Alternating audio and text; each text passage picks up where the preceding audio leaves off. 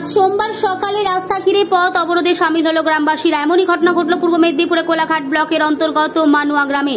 মূলত পুলসিটা থেকে রায়চক পর্যন্ত 7 কিলোমিটার রাস্তার বেহাল দশা। গ্রামবাসীদের অভিযোগ, দীর্ঘ কয়েক বছর রাস্তার কোনো সংস্কারের কাজ হয়নি, যার ফলে 7 কিলোমিটার বিস্তীর্ণ রাস্তার বেহাল দশা। পুরো রাস্তাটাই এক প্রকার খানাখন্দে পরিণত হয়েছে। ঘটনাটি একাধিক দুর্ঘটনা। গত বছর রাস্তা খারাপের কারণে এক শিশুর মৃত্যু হয়েছে বলে অভিযোগ। গ্রামবাসীদের এই অভিযোগের বিষয়ে প্রশাসনকে বারবার জানিয়েও কোনো ফল মেলেনি, যার ফলস্বরূপ আজ সকাল 9টা থেকে পথ অবরোধে সামিল হলো। সকাল থেকে বেশ কয়েক ঘন্টা ধরে চলছে এই অবরোধ। গ্রামবাসীদের অভিযোগ, যদি অবিলম্বে রাস্তা সারাই না করে তাহলে তারা বৃহত্তর আন্দোলনে সামিল হবে। কারণ এখানে রাস্তা খুবই খারাপ, আমরা সহজে যেতে পারি না।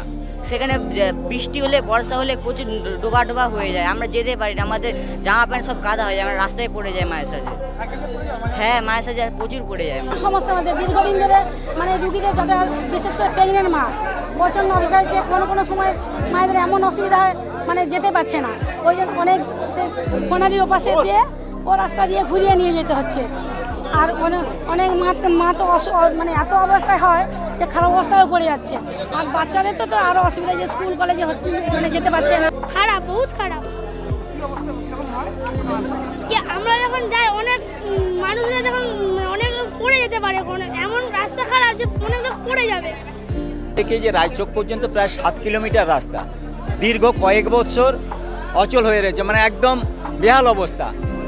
যার কারণে এই এলাকার মানুষের কোনো বাড়িতে বিপদ আপদ হলে একটা রুগী নিয়ে যাওয়ার পক্ষেও অসুবিধার সম্মুখীন হচ্ছে। কোনো গাড়িওয়ালা রুগীকে নিয়ে যেতে চাচ্ছে না। এই এলাকায় বহু স্কুল রয়েছে, স্কুলের ছাত্রছাত্রীরা প্রতিনিয়ত দুর্ঘটনার শিকার হচ্ছে। খুব দুঃখের বিষয়, আজ থেকে প্রায় 1.5 বছর আগে আমাদের এই মানুয়া সোমনাথ প্রাথমিক বিদ্যালয়ের একটি 3য় শ্রেণীর ছাত্রকে আমরা এই দুর্ঘটনা হারিয়েছি। এর থেকে আর মর্মান্তিক আর কী হতে পারে। শুধু তাই নয়, এই এলাকার হাজার হাজার মানুষকে রুটি রোজগারের তাগিদে এই রাস্তার উপর দিয়েই কিন্তু যাতায়াত করতে হয়। তা সত্ত্বেও দীর্ঘদিন আমাদের সমষ্টি উন্নয়ন আধিকারিকের কাছে আমরা এ নিয়ে দৃষ্টিগোচরে এনেছি, বারে বারে জানিয়েছি, তাও কিন্তু আজ পর্যন্ত আমাদের সমাধান হয়নি। বাধ্য হয়েই আমরা আজকে এই পথ অবরোধ